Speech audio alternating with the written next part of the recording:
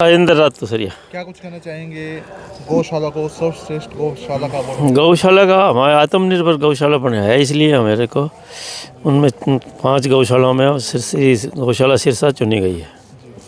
हमारे पास खाने का और का सब प्रकार से गौओं को सेवा करने का दाना मिलता है, इसलिए सर इसको आत्मनिर्भर गौशाला में चुनी गई है।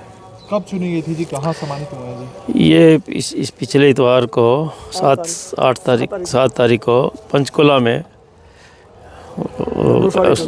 धनुष एडिटोरियम के अंदर सम्मानित किया गया है। सीएम साहब ने सम्मानित किया था? सीएम साहब भी थे, गौसभा के अध्यक्ष भी थे, श्याम सिंह राणा कृषि मंत्री भी थे। पूरा क्या कहा उन्होंने जब आपको सम्मानित किया था जी? उन्होंने कहा कि इनके दूध है 1850 किलो दूध है रोज़ का, तो बाकी गौशालाओं को भी इनकी जो है प्रेरणा लेकर के काम करना चाहिए। गौशाला को सम्मानित भी किया गया है, क्या कुछ मायने रखे गए थे जिसको लेकर के गौशाला प्रथम? हमारे गौ सेवा आयोग के चेयरमैन श्रवण कुमार जी गर्ग है, उन्होंने 3 बार यहाँ विजिट की थी और विजिट करके उन्होंने पूरे हरियाणा की विजिट की थी। उनमें से उन्होंने 5 गौशालाओं को सर्वश्रेष्ठ गौशाला चुना। उनका सफाई का प्रबंधन, दूध का उत्पादन, गौ सेवा चारण, दाना, हरा चारा, सफाई व्यवस्था, कर्मचारियों से उन्होंने बात करी।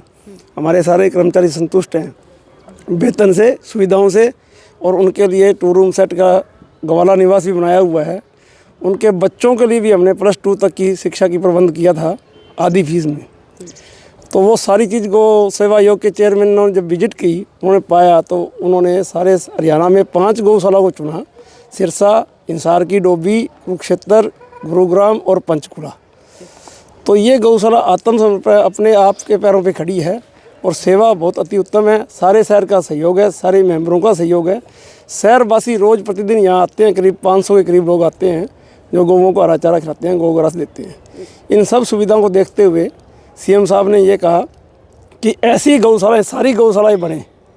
तो हमें उन्होंने बहुत बड़ा आशीर्वाद दिया है, बहुत बड़ा सहयोग का वादा किया है भी आपको कोई भी चीज़ जरूरत हो तो मैं रात को भी तैयार हूँ। तो कितने गोवंश हैं सर जो इस गौशाला में रखे गए हैं? 2800 के करीब है। 2800। दारू कितने हैं सर इसमें से? 360 है। तो ये गौशाला कितने एकड़ में है जी? 40 एकड़ में है जी। तो सुविधाओं की बात करें तो अलग किस तरह से ये गौशाला बाकी गौशालाओं को अलग है? यहाँ सारे गोवंश के लिए अलग अलग बाड़े बने हुए हैं और अलग नोरे बने हुए हैं। हर 8 घंटे बाद हम उनको नोरे में छोड़ देते हैं। सुबह शाम 2 टाइम सफाई, सेट की व्यवस्था, गर्मी सर्दी बरसात की व्यवस्था, हर तरह की व्यवस्था यहाँ की हुई है।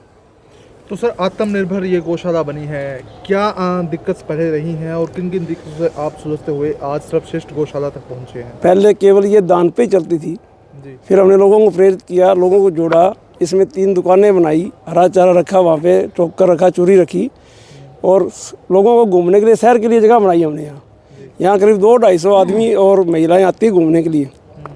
उनको प्रेरित किया गौ सेवा के लिए, गौ ग्रास के लिए। तो अब उनको आदत होगी, वो रोज़ की करीब 400-500 लोग और महिला आती है, सैर भी करती है और गौ ग्रास भी डालते हैं। अब क्या क्या प्रबंधन खास यहाँ रहते हैं, जैसे गोबर गैस प्लांट की बात करें या फिर पानी की बात करें, क्या क्या प्रबंधन यहाँ से रहते हैं? यहाँ देखो, सबसे पहले तो सफाई की व्यवस्था होती है, उसके बाद नीराचारी की व्यवस्था होती है, हरा चारा, दाना, दलिया, गोबर गैस प्लांट में दलिया बनाते हैं। सारे कर्मचारियों को हम PF काटते हैं, ESI देते हैं, लेबर जॉब में भी उनको रजिस्टर कराया हुआ है। सभी के बच्चों को +2 तक शिक्षा ग्रहण कराई है। और इस गौशाला में एक बाबा सरसाईनाथ बुक्स बैंक के नाम से बुक बैंक चला रही है, और जो कि करीब 3 साल में 1600 बच्चों को तो बुक्स दी है निःशुल्क, और 1000 बच्चों को हमने स्टेशनरी बांटी है गाँव में जा के स्कूलों में। कितने कर्मचारी है सर इस? 95 कर्मचारी हैं। तो लेखा जोखा सर बात करें अभी, लेखा जोखा गौशाला किस तरह से मैनेज करते हैं सर? हमारे 2 तो अकाउंटेंट हैं, एक हमारे जो कैशियर साहब हैं और एक हमारे जॉइंट सेक्रेटरी हैं अतुल जी, ये CA हैं हमारे।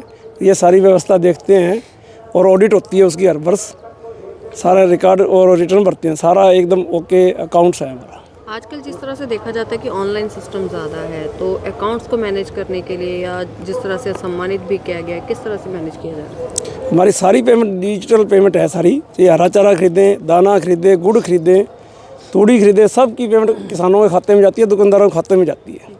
कोई छोटा किसान आ जाए 5-4 हज़ार का हरा चारा हो तो उसको नगद देते हैं। हरे चारे की स्टॉल है, अगर तूड़ी वगैरह की बात करें उसको रखने के लिए व्यवस्थाएं हैं हमने कितना? बहुत व्यवस्था बनाई हुई है, करीब 20,000 क्विंटल तूड़ी का स्टॉक की व्यवस्था बनाई हुई है।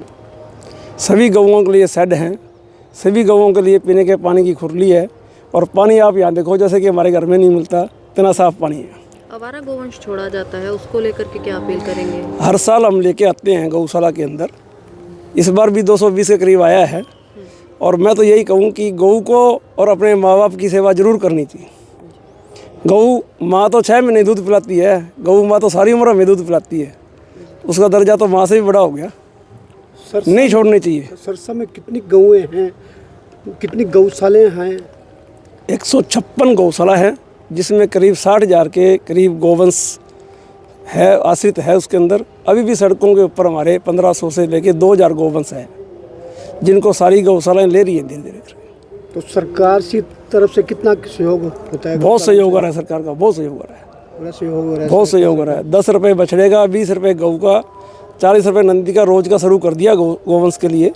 इससे हमें बहुत बड़ी मदद मिलती है सरकार से। तो कोई रहनी नहीं चाहिए सड़कों। जैसे बेसहारा गौवंश बाजारों में हैं, उनके प्रति आप कोई कार्रवाई भी सर करवाते हैं, प्रशासन को बोलते हैं, या जो पशु प्रशासन के साथ लग के हमने 3 बार शहर को गोवंश मुक्त कर दिया, लेकिन पड़ोसी राज्य पंजाब से राजस्थान के लोग छोड़ जाते हैं, और किसान भी छोड़ जाते हैं, जिनके घरों में बछड़ा हो जाए या गऊ दूध नहीं देती, बूढ़ी होने के बाद वो सड़कों में छोड़ देते हैं।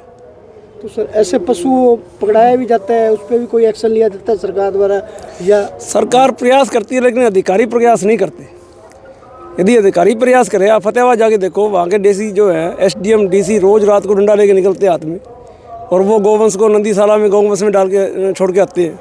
हमारे यहाँ अधिकारियों के सामने भी जो ये दूध बेचने वाले हैं, वो रोज़ दूध निकालते हैं और शाम को गौवंश सड़कों में छोड़ देते हैं।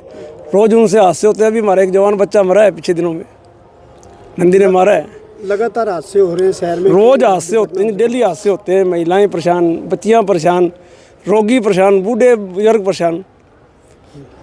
प्रशासन यदि अपनी ड्यूटी निभाए ना, तो मैं दावा करता हूँ एक भी गऊ वो सड़क पे नहीं रहेगी।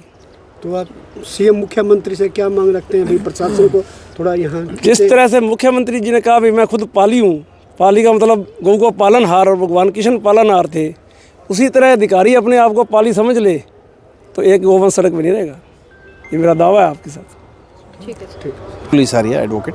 जी, क्या कुछ कहना चाहेंगे गौशाला को लेकर सर? जो CM साहब ने इस गौशाला को सम्मानित किया है, वो हमारे लिए बहुत ही गर्व का विषय है, क्योंकि हमारे प्रधान जी ने, हमारे सचिव जी ने जो मेहनत की है, वो आगे इनको और इसके लिए प्रोत्साहित करेगी कि हम जो कर रहे हैं गऊओं के लिए, नंदी के लिए, तो हमें सरकार प्रोत्साहित आगे भी करती रहे। जनता से क्या करना चाहिए सर अपील? गौशाला क्या मैसेज देना चाहेंगे, क्योंकि सर्वश्रेष्ठ गौशाला अपनी ये श्री गौशाला बनी है? जनता से मैं यही अपील करना चाहूँगा कि समय समय पर जितना हो सके, जैसे आप अपने परिवार को समय देते हैं, ऐसे गौवंश के लिए समय दें। गौशाला में जाएं, किसी भी गौशाला में जाएं, डेली एक आप अपना नियम बनाएं कि उसमें थोड़ा गऊ के लिए दान पुण्य करें, गऊ के साथ समय बिताएं। तो ये हमारे लिए और हमारी हिंदू संस्कृति के लिए बहुत अच्छा है।